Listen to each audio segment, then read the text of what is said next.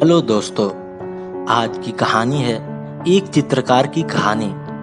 दोस्तों, कहानी शुरू करने से पहले अगर आप हमारे चैनल में नए हैं तो कृपया कर इसे सब्सक्राइब कर लें और अगर कहानी अच्छी लगे तो लाइक करें। तो चलिए कहानी शुरू करते हैं। एक बार एक आदमी बहुत अच्छी पेंटिंग बनाता था। वे रोज सुबह बाजार में जाता और अपनी पेंटिंग को 500 रुपये में बेचकर घर आता था। इस तरह से वे महीने के 15,000 रुपये कमाते थे। ऐसे ही उसका गुजारा होता था। वे आदमी रोज शाम को एक पेंटिंग बनाता था और सुबह उसको बेचने चला जाता था। ऐसे ही बहुत साल गुजर गए। उस आदमी की उम्र भी बहुत हो गई।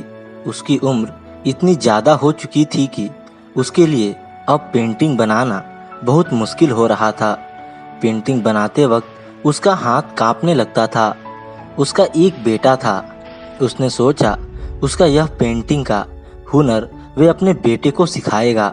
फिर वे अपने बेटे को पेंटिंग सिखाने लगे। उसने अपने बेटे से कहा, बेटे, अब मेरी उम्र हो गई है, अब से पेंटिंग तू करेगा और मैं तुझे सिखाऊंगा कि पेंटिंग कैसे करते हैं। फिर वे अपने बेटे को पेंटिंग सिखाने लग जाते हैं। पेंटिंग बनाते कैसे हैं, उसमें रंग कैसे भरते हैं, पेंटिंग को आकर्षित कैसे बनाते हैं, पेंटिंग को बेचते कैसे हैं, यह सब वे अपने बेटे को सिखाने लगा। धीरे धीरे बेटा बहुत कुछ सीख गया। उसने पेंटिंग बनाना सीखा।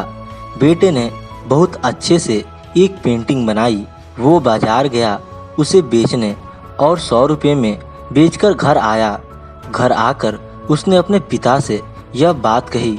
उसके पिता ने कहा, मुझे बहुत खुशी हुई बेटा कि तुमने अपनी पहली पेंटिंग बेची। लेकिन उसका बेटा बहुत खुश नहीं था।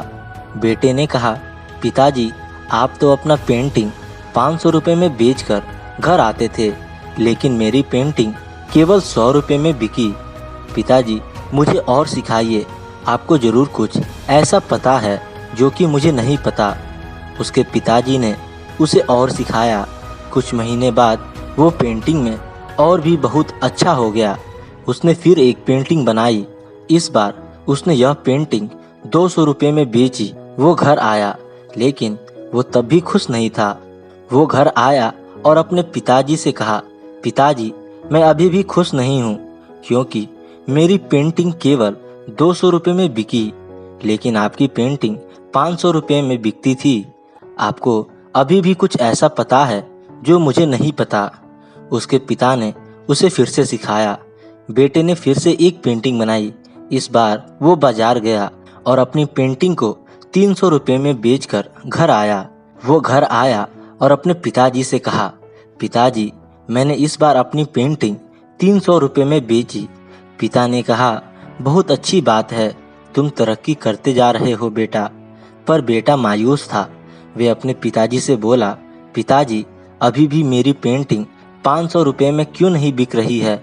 ऐसा अभी भी आपको क्या पता है जो मुझे नहीं पता? पिताजी बोले, बेटे मायूस मत हो, मैं हमेशा तुझे सिखाता रहूँगा कि इससे महंगी पेंटिंग कैसे बेचते हैं। उसके पिताजी ने उसे और सिखाया। अगले दिन वो बाजार में अपने पेंटिंग को बेचने के लिए गया। पेंटिंग बेचकर जब वो घर आया तो वो पहली बार बहुत ज़्यादा खुश था।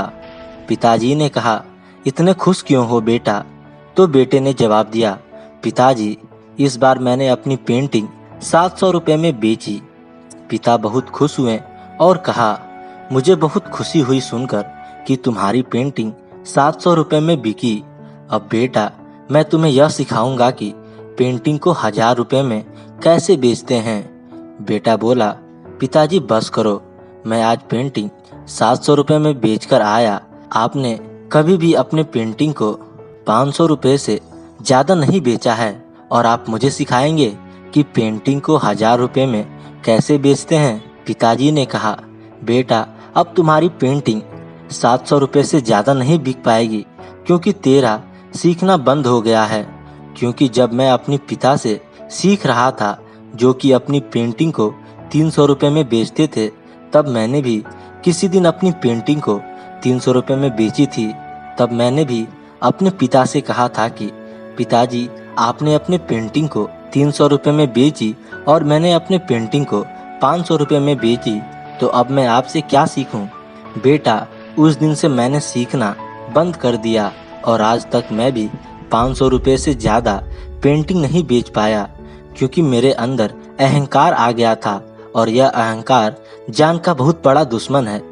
यह अहंकार किसी ज्ञानी व्यक्ति के लिए कोई जड़ से कम नहीं है, जो धीरे धीरे उसे खत्म कर देता है।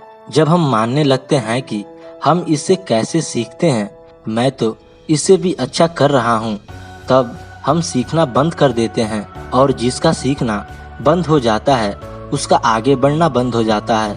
हम हर इंसान से थोड़ा थोड़ा करके बहुत कुछ सीख सकते हैं, क्योंकि किसी भी इंसान को सब कुछ नहीं पता होता, लेकिन हर इंसान थोड़ा थोड़ा जरूर जानता है। धन्यवाद दोस्तों।